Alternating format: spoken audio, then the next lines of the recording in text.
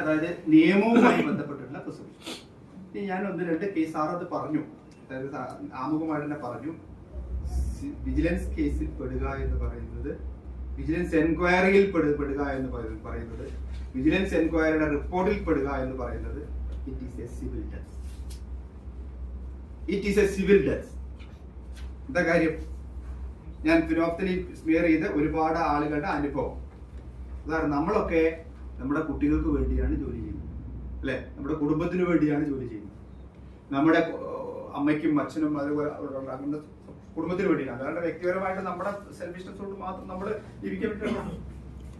Red handed ആയിട്ട് ഒരു ആളെ പിടിച്ചു കഴിഞ്ഞാൽ, ആ പിടിച്ചു കഴിഞ്ഞിട്ട് ഞങ്ങൾ പ്രാർത്ഥിക്കുന്ന ഒരു കാര്യമുണ്ട്. അതായത് ഞങ്ങൾ പോലീസ് ഓഫീസേഴ്സ് പ്രാർത്ഥിക്കുന്നു, അവരുടെ വീട് റെയ്ഡ് ചെയ്യാനുള്ള എന്താണ് നറുക്ക് വീഴരുത്.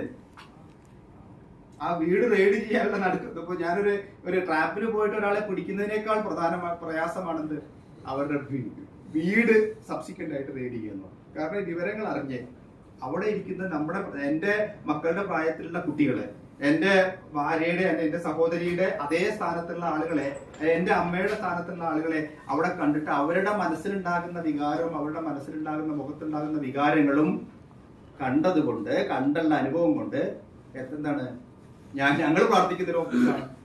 അതാണ്. അപ്പൊ ഞാൻ പറഞ്ഞ ആ ഇമ്പാക്റ്റ് ആണ്. Suppose if you are receiving something about, അത് വളരെ രസകരമായിരിക്കും. പക്ഷെ അതുകൊണ്ട് റെഡ് ഹാൻഡഡ് ആയിട്ട് പിടിക്കപ്പെട്ടാൽ, ആ റെഡ് ഹാൻഡഡ് ആയിട്ട് പിടിക്കപ്പെടുന്നത് കൊണ്ട് ഉണ്ടാകുന്ന നമ്മുടെ കുടുംബത്തിനുണ്ടാകുന്ന എഫക്ട്. തൊട്ടടുത്ത ദിവസം, തലേ ദിവസം വരെ എന്റെ റോൾ മോഡലായിരുന്ന എന്റെ അച്ഛന്റെ പേര്, അല്ലെങ്കിൽ എന്താണ് അല്ലെങ്കിൽ അമ്മയുടെ പേര്, അല്ലെങ്കിൽ സഹോദരിയുടെ പേര് പത്രത്തിൽ എന്താണ് റെഡ് ഹാൻഡായിട്ട് പിടിച്ചു കൊണ്ടുപോകുന്ന, അല്ലെങ്കിൽ ടിവിയിൽ നമ്മൾ ഇതിലേക്ക് ഇങ്ങനെ നമ്മളത് കൊണ്ടുപോകുന്ന അവസ്ഥ കാണുമ്പോൾ ആ കുട്ടിയുടെ മനസ്സിലെ psychological terror or psychological impact അത് പലപ്പോഴും പലരും ചിന്തിക്കാറില്ല. ഇപ്പൊ ഇവിടെ പിടിക്കപ്പെടുന്ന നിങ്ങളുടെ സഹപ്രവർത്തകരായിട്ട് പിടിക്കപ്പെട്ടിട്ടുള്ള ഒന്നോ രണ്ടോ വില്ലേജ് ഓഫീസർമാരുണ്ട്. ആ വില്ലേജ് ഓഫീസർമാർ എന്താണ് സിസ്റ്റത്തെ മുഴുവൻ വെല്ലുവിളിച്ചതാണ്. സിസ്റ്റത്തെ മുഴുവൻ വെല്ലുവിളിച്ചുകൊണ്ട്, ഇത് സിസ്റ്റത്തിന് ഞങ്ങൾക്ക് പ്രശ്നമല്ല എന്ന് പറയുന്ന സിസ്റ്റത്തെ മുഴുവൻ വെല്ലുവിളിച്ചുകൊണ്ടുള്ള പ്രവൃത്തിയുള്ളവർക്ക് തന്നെയാണ് പണി കിട്ടിയത്. അപ്പൊ ആ പണിയിൽ നമ്മൾ എന്ത് ചെയ്യും? അതിന്റെ ഏതറ്റം വരെ ഒരു കേസ് എന്ന് പറയുന്നതാണ് PMLA കേസ് അറ്റാക്ക് ചെയ്യുന്ന. PMLA എന്താണെന്നറിയോ? Prevention of money laundering act. എന്താണ് മണി ലോണ്ടറിങ്? അതും കൂടി മനസ്സിലാക്കണം. Prevention of money laundering act. നമ്മളുടെ നടപടികളും നമുക്ക് എന്താണ്, നമ്മൾ ഓരോ വർഷവും എന്ത് ചെയ്യും? നമ്മളൊരു പരിശോധന നടത്തും. എന്താണ് ഒരു കാര്യം കൂടി ഞാൻ പറയാൻ വിട്ടുപോയി. എന്താണ് അസറ്റ്, വരുമാനത്തിൽ കവിഞ്ഞ സ്വത്ത് സമ്പാദനം. അതും കൂടി PC ആക്ടിലെ സെക്ഷനിൽ വരും. അതിൽ വരും വരുമാനത്തിൽ കവിഞ്ഞ്. നമുക്കൊരു വരുമാനം ഫിക്സ് ചെയ്തിട്ടുണ്ടാവും. നമുക്ക് സർക്കാരിൽ നിന്ന് കിട്ടുന്ന വരുമാനത്തിന് ഒരു കണക്കുണ്ട്. there is a specific statistical data there. ആ ഡാറ്റയ്ക്ക് അനുസൃതമല്ലാതെ അതിലപ്പുറത്തേക്ക് നമ്മളൊരു 10 മാസത്തെ കണക്ക് വെക്കും. 10 മാസത്തെ കണക്ക് വെച്ചിട്ട് ഒരു റാൻഡം സാമ്പിളിംഗ് ആണ് എടുക്കുന്നത്.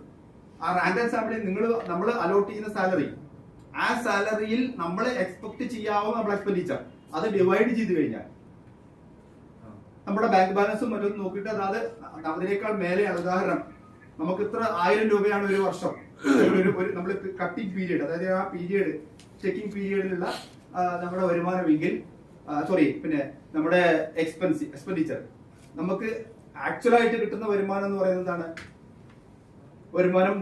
അതിനേക്കാൾ കൂടുതൽ ആക്ച്വലായി കിട്ടുന്ന വരുമാനവും ഈ എക്സ്പെൻഡിച്ചറും തമ്മിൽ താരതമ്യം ചെയ്യാതെ ഭയങ്കര കൂടുതലാണെങ്കിൽ എന്താ സംഭവിക്കുക?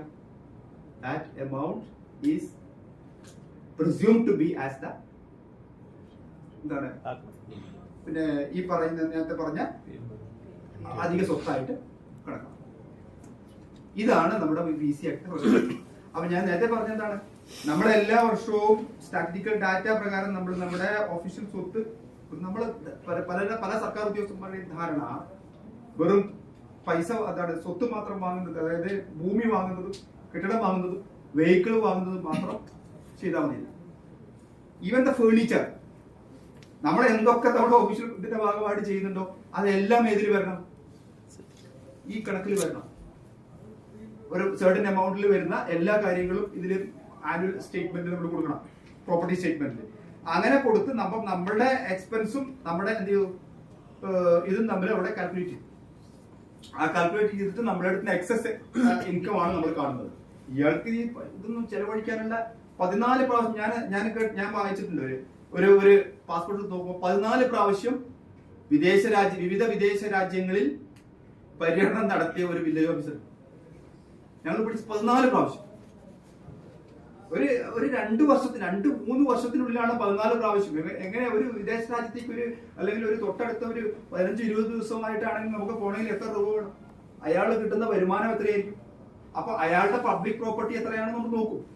അയാൾക്കുള്ള വേറെ ഇൻഹെറിറ്റഡ് സ്വത്ത്, അതിനാണ് ഇൻഹെറിറ്റഡ് സ്വത്ത് എത്രയാണെന്നും ആ സ്വത്ത് എത്രയാണ് വരേണ്ടതും ലീഗൽ ഹെയറിന് എങ്ങനെയാണ് വരേണ്ടതെന്നതിനെ പറ്റി എന്താണ് നിയമങ്ങളുണ്ട്. ആ നിയമങ്ങൾ പ്രകാരം നമ്മൾ പരിശോധിച്ച് ഇത് നമ്മൾ പോകുന്നത് എല്ലാം ഇപ്പൊ എന്താണ് നമ്മുടെ ജാതകം എഴുതുന്നത് പോലെ കൃത്യമായിട്ട് എഴുതപ്പെടുക. അപ്പൊ അവിടെ എന്താണ് 14 പ്രാവശ്യമാണ് വിദേശ രാജ്യത്തേക്ക് പോയത്. അപ്പോ ഇങ്ങനെയുള്ള നടപടിക്രമങ്ങള് നമ്മൾ പ്രതീക്ഷിക്കാം. അതാണ് അത് കൃത്യമായി കണ്ടെത്തി കഴിഞ്ഞാൽ ഞാൻ PMLA-യിലേക്കാണ് വരുന്നത്. ഒരു PMLA ആക്ട് എന്ന് പറയുന്നത് ഒരു ആള് അനധികൃതമായിട്ട് കുറച്ച് പണം പിടിക്കും. ഉദാഹരണം, ഞാൻ കൈക്കൂലി വാങ്ങി ആസ് എ പോലീസ് ഓഫീസർ, എനിക്ക് 2-3 ലക്ഷം രൂപ പൈസ കിട്ടി, ഒരു കേസ് അഡ്ജസ്റ്റ് ചെയ്തു. ഈ 3 ലക്ഷം 4 ലക്ഷം രൂപ എനിക്കറിയാം എന്താണ്, ഞാനിത് അക്കൗണ്ട് ചെയ്ത് കഴിഞ്ഞാൽ എന്താണ് അത് എന്തായി മാറും, എക്സസ് പണമായിട്ട് മാറും. അപ്പൊ അതുകൊണ്ട് ഞാൻ എന്ത് ചെയ്തു, എന്റെ ഒരു തൽക്കാലം ഒരു നോമിനി ഞാൻ ഗൾഫിലേക്ക് അയക്കും. അല്ലെങ്കിൽ അവിടെ ഒരു തട്ടിക്കൂട്ട് കമ്പനി ഉണ്ടാകും, ഇങ്ങനെ ഒരു വലിയ കമ്പനിയാണെന്ന് പറഞ്ഞു ചെയ്തു